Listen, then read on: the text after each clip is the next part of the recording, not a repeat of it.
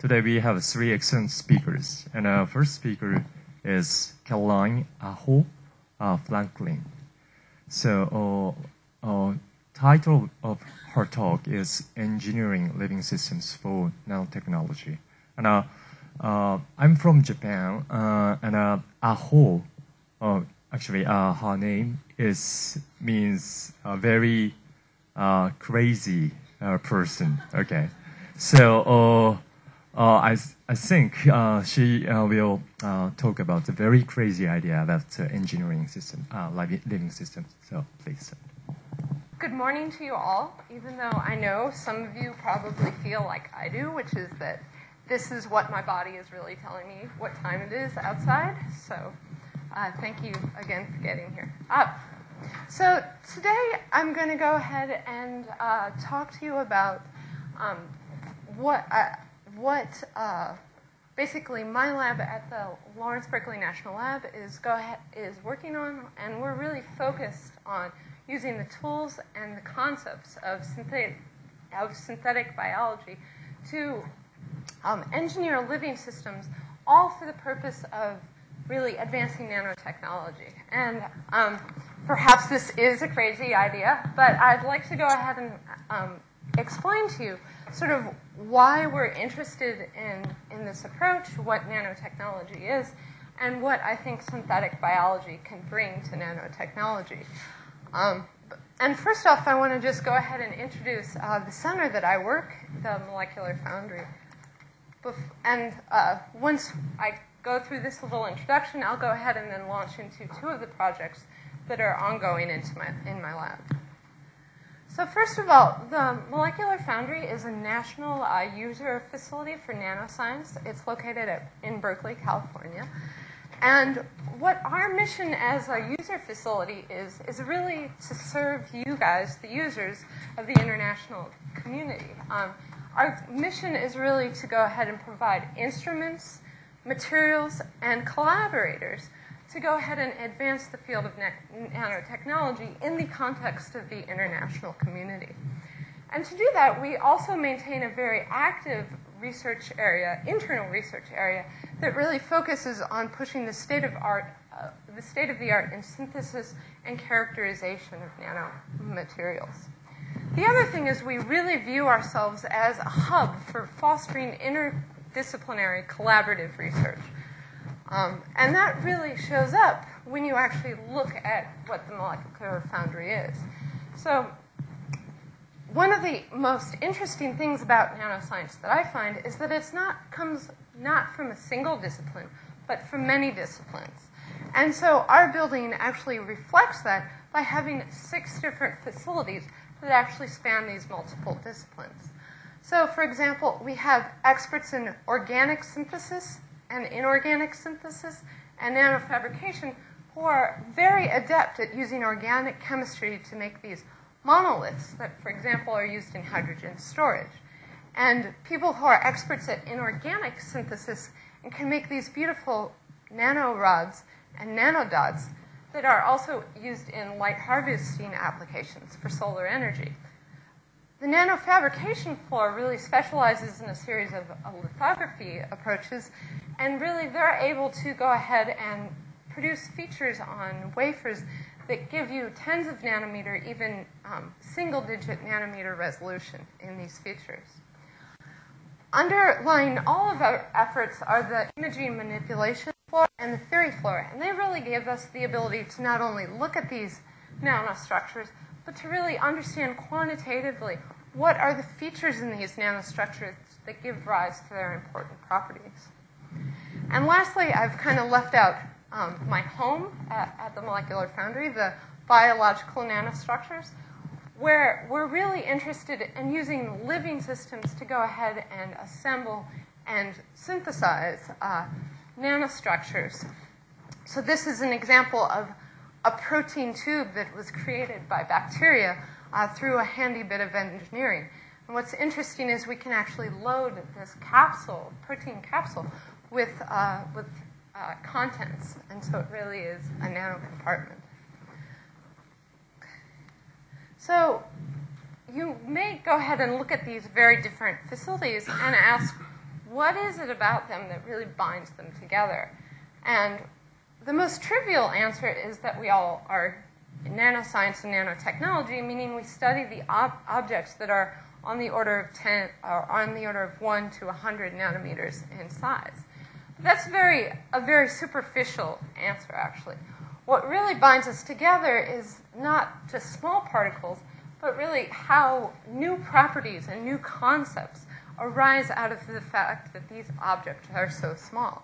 So, for example, we all know what gold looks like. In English, the word gold is synonymous with a color. Whereas what you find is that if you actually make gold particles that are in the single nanometer to tens of nanometer size, the color completely changes. And you get these red absorbing particles and these purple absorbing particles. So that's a really important, interesting property that really depends keenly on the size of the particle. Another thing that really is important with these objects is that when you consider objects in this range, they're mainly concerned, they have a lot of their surface area exposed. So they're mainly surface particles. And this really has a key impact on on many properties, especially catalytic properties. So, for example, in catalytic converters, you usually have a noble metal which does the catalysis in your catalytic converter. But what people have found is that if you replace that bulk material with nanoparticles of this same metal, that you can actually get much higher catalytic efficiency for much less material, because all the important reactions occur on the surface, and now we basically have only surface. So these are just two examples of how nanometer objects really have different properties and different concepts that make this a unified discipline.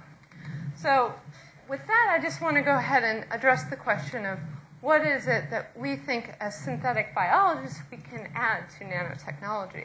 So the first one is something that I think we actually take for granted, which is that biology inherently gives us atomistic control over molecular composition and structure. And this type of control is something that people in inorganic or organic fields just dream about. And biology just does it as a matter of course. Another thing that biology does as a matter of course is that it actually is able to assemble these individually well-defined units into much more complicated structures over a range of different size regimes. So, for example, we take 2 nanometer thick DNA and we can wrap it around nucleosomes, into chromatin, and eventually into a chromosome, which is on the order of micron size. And this has levels of structure throughout these many different size regimes. So in addition to these kind of structural properties, the other thing that living systems have are just incredibly unique properties from a materials point of view. So biological materials are inherently smart and responsive. So for example, proteins like this calmodulin will change its shape depending on the presence of a small molecule, calcium. The other thing that biology has as a matter of course that we'd love to add to materials is their ability to self-replicate and self-repair. So what this really brings us to is a new vision of nanotechnology. So for those of you who remember Star Trek, The Next Generation, this might be your idea of nanotechnology, where we take a series of individual components and put them together and create systems that have living-like functions. But I think I actually take a different approach, which is that I really view us as being able to take well-defined biological components and make nanotechnologies that carry out very well-defined functions, and also that are able to go ahead and interact with the non-living world in a seamless way. So with that kind of broad brush overview, I want to go ahead and talk very specifically about 2 projects ongoing in my lab. The first on standardization, which really is about going ahead and trying to work towards this vision of having unified or individual parts that we can combine into complex functions. And then also the idea of really combining living and non-living systems by creating well-defined interfaces at the nanoscale. Okay, so this standardization project, I want to first say, is something that really came out of the BioBricks Foundation's workshops, and I think has really been a boon to all of us involved. And I hope to see more of it coming out of the community. So I think if any of you were in Chris Prather's talk yesterday, one of the things she really showed us is that basically making quantitative measurements is really key to being able to engineer biological systems in a very rapid and predictable manner. So actually kind of taken exactly out of her talk yesterday, if we have a substrate and we want to transform it into a product, and it goes through multiple intermediates that are catalyzed by individual enzymes, we are kind of faced with the design question, well, which would be more effective in maximizing the flux? Would it be a case where we have one-to-one-to-one of these enzymes, or do we need some sort of different stoichiometry to actually maximize that flux? A very concrete example of how this really can play out is something that I did as a postdoc along with Dave Dribbin in Pam Silver's lab, in which we took this little positive feedback loop, and we showed that if we go ahead and make quantitative measurements about the numbers of A and B, we were able to go ahead and measure the rates of these reactions, and we were able to quantitatively predict whether this positive feedback loop would self-sustain or if it would decay into a null set.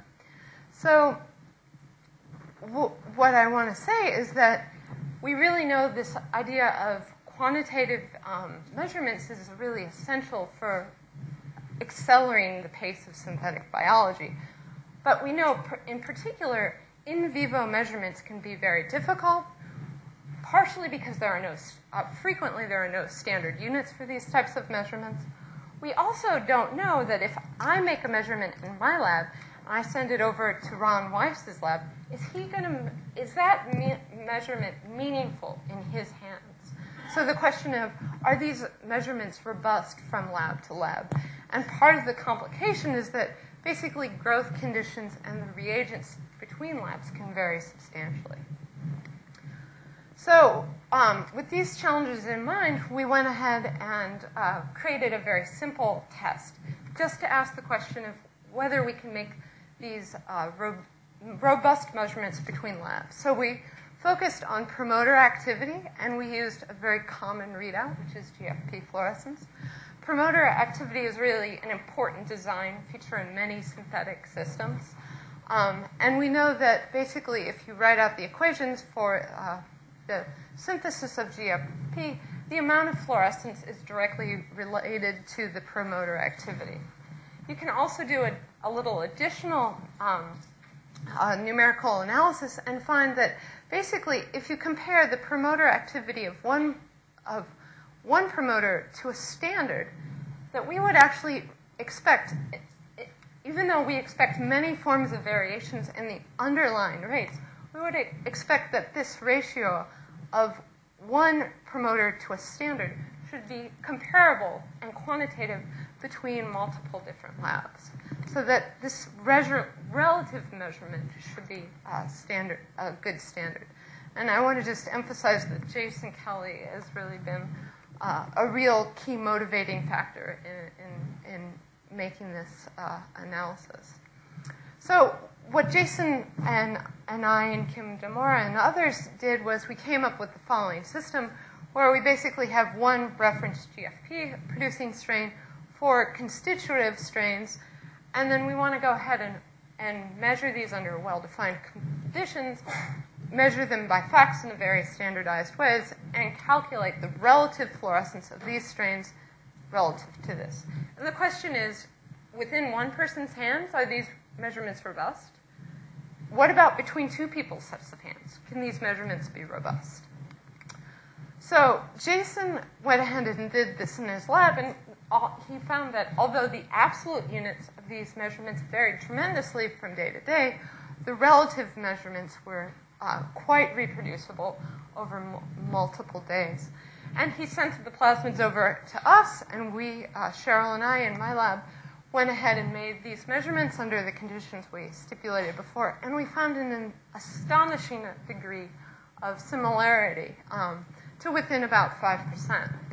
So that really motivated us to go ahead and ask, well, are we just particularly special, good friends? You know, what is really, is this really robust? So we went ahead and sent these to 4 other labs throughout the United States and found that we were able to get reproducibility of these relative measurements to within 10%, which I think is really a great sort of landmark in synthetic biology. And it really says that these measurements can be useful and transferable from one lab to the next. So with that, I want to I want to launch into the little bit crazier part of my talk, in which we're really striving to go ahead and connect cells to electrodes by well-defined nanointerfaces. And I included this rather comical movie poster because it's a little bit of a hyperbole, but to some degree, this is how we still really make connections, electrical connections between cells and electrodes. We just jab the electrode into the cell. And needless to say, this is perhaps not the best outcome. So we're really motivated to go ahead and try and improve these electrical connections because we think it has a really broad-reaching applications. So we really think that it will give us the ability to combine the living and the non-living worlds that have very unique capabilities. So the living world in particular is very good at sensing signals, at making small molecules, and at self-renewal and self-replication. This is not the case for non-living systems. We all have found that we wished at one time or another that our computer would repair itself. I've never found a case where it does. So rather what it does very well is it is able to go ahead and process signals very rapidly. It's also able to go ahead and communicate very rapidly. So we'd like to combine the specialties of these 2 different worlds. So what's really preventing us is the fact that these 2 worlds weren't made to talk to each other. The materials involved in a typical electrode are radically different from those found in a living material, not only in sort of complexity, but things like dielectric constant, materials properties, and just, you know, the list goes on and on. So what we really see is that we need to go ahead and actually design a system in which these 2 are made to work together, primarily by engineering the cell to actually make a connection that is mainly biological, so that this connection the cell sees not as foreign, but part of itself, and is able to repair as part of itself. Additionally, we really need to engineer the electrode so that it is very compatible with this sort of interface. And that really involves engineering at the nanoscale. So I'm going to go ahead and focus predominantly on this first topic, but this is something, the second one is something that's also ongoing in my lab. So the real inspiration for this project comes from respiration and the diversity of respiration that we find in the microbial world. So what respiration is really coupling redox reactions, movements of electrons from donors to acceptors, to create cellular energy in the form of ATP. And now we frequently, or we almost always do this by using oxygen as our electron acceptor. But microbes that have evolved in much more extreme environments don't have this luxury of having oxygen. So they've evolved to breathe all kinds of different things. So essentially they breathe metals and even inorganic materials.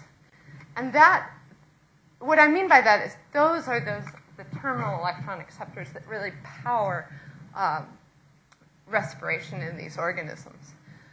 Perhaps the most well-understood system is found in Shewanella odenisis, MR1. And this bug is really amazing in that it has an extracellular electron transport chain. So I've went ahead and simplified the typical alphabet soup to just simple names to indicate the positions of these different electron carriers.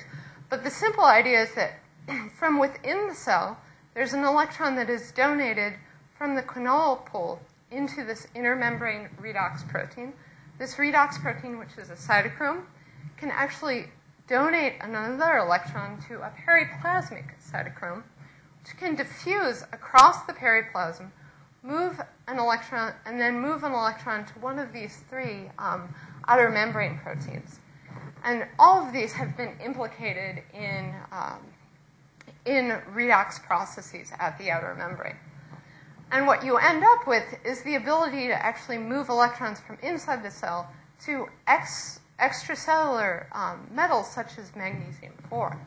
Additionally, if you have soluble species that can enter the periplasm, they can be reduced by this periplasmic cytochrome.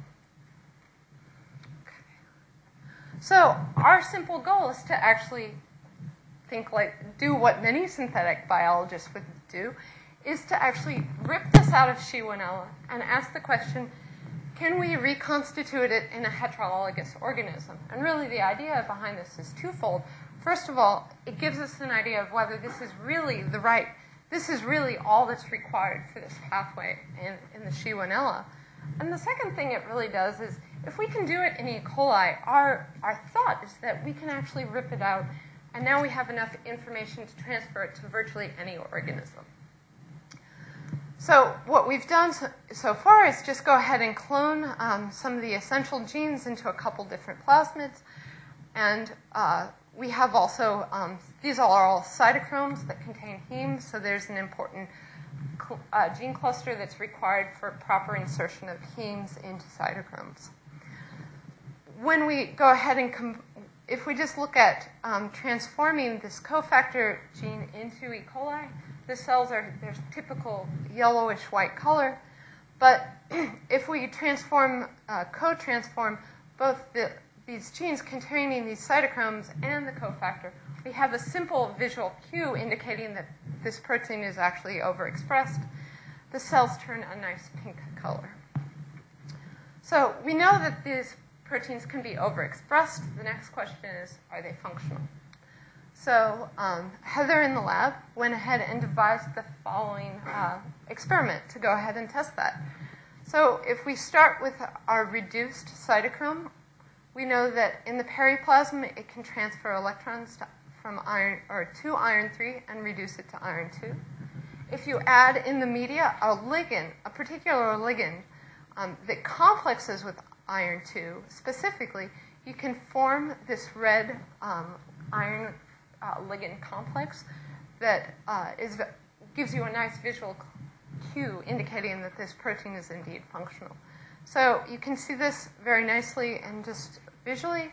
So if we have just E. coli cells, there's not much color. If we add the cofactor gene to the E. coli, again, very little color.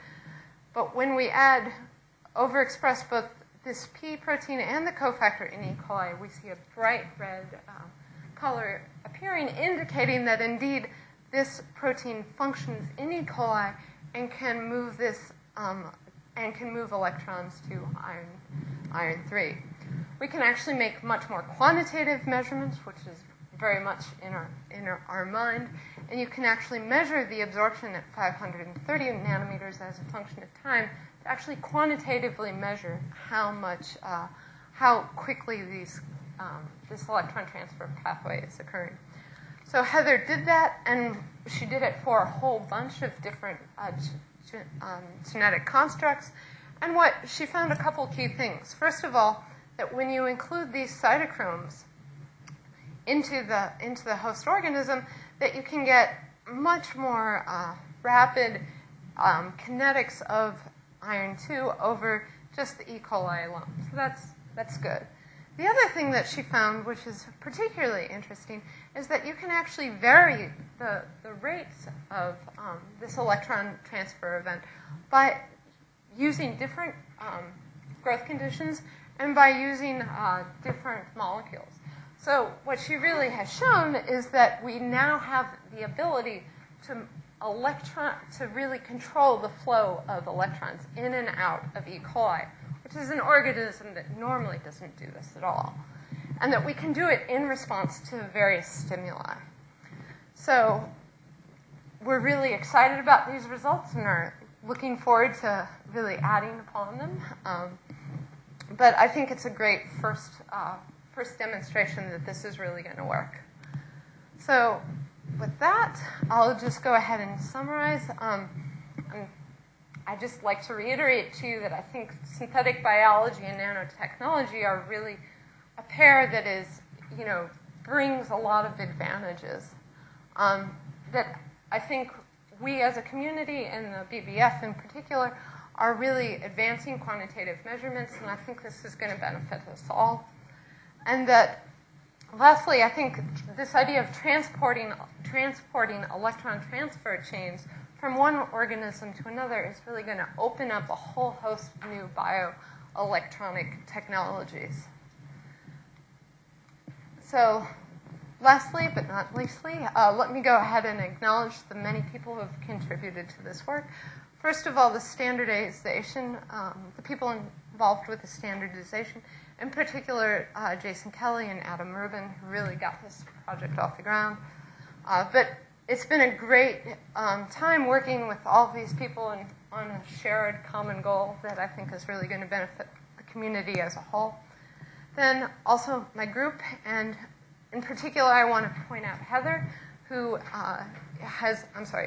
who is showing some of this work in poster 206. So if you have additional questions, you can go and bother her. And then lastly, my other collaborators at LBL. So, and then just want to go ahead and encourage you guys all to consider, if this area of nanotechnology is all of interest, contact us and come join us at the Foundry. As you can tell, we have a pretty amazing view, and it's a pretty spectacular place to work and collaborate. Thank you. So now session is open for questions and comments. Yeah, over there. Please use microphone. So Caroline, I was wondering if, it sounds like you're just overexpressing these proteins right now, but are you concerned about the regulation aspects, and is much known about what the regulation levels are, and how are you going to transport those to E. coli? Exactly, yeah. So that's one, this was the first initial step, but one of the things we're most keenly interested on is changing. So this was just done with a T7 promoter, but we're really keenly interested in being able to change that into promoters or other systems that are responsive to external stimuli. And I think there's a lot of optimization to be done in really juggling the relative concentrations of these various components throughout the pathway. And this, again, just goes back to many of the issues that Chris described yesterday, where you have to be mindful of the metabolic load, but you also have to be mindful of the relative rates of these various different reactions. Yeah. Caroline, it's a good idea that you came up with the idea of reference standards for characterizing the promoters. I don't want to claim credit for that idea. I think that was really came out of many discussions. What I want to ask you is that this is for constitutive promoters, but have you thought about some inducible promoters, because when to induce them and how long they need to grow before you take the measurements, exactly. Some other things. Yeah. So one of the key things in making these measurements reproducible is going ahead and making the measurements at the same stage of growth, because this obviously makes sense. If cells are not rapidly dividing, essentially that translates into the decay rates can be very different, and you can end up with very different relative amounts of protein. So it is important to standardize to a particular growth rate. That's one part of your question. But yeah, I mean, I think this idea can be easily extended to inducible promoters. Essentially, even within this framework, you could basically compare an inducible promoter to a constitutive under the same growth conditions. But I think even more interesting are really moving outside of promoters and transcriptional regulation, but into much more sophisticated biological functions, for example, electron transport, or even transcription factors. So, yeah. But for inducible promoters, when you begin to characterize them, there's more variations. For example, you can use autoinduction media or let them to grow to middle of and then to induce them. So you always have to specify what your conditions are. That's one of the keys. If you're going to if two people do experiments completely differently, yes, you end up with completely different results. So part of the key is setting a standardized way of measuring it. Whether it's so basically the idea of if you're going to make a measurement, you have to specify whether it's autoinduction or. Yeah, I mean this will be more difficult because different labs will they use different induction levels, something like that. Yeah, thank you. Yeah, that all has to be specified. Okay. Okay, so we are running out of time. So, yeah, please thank again for excellent talk.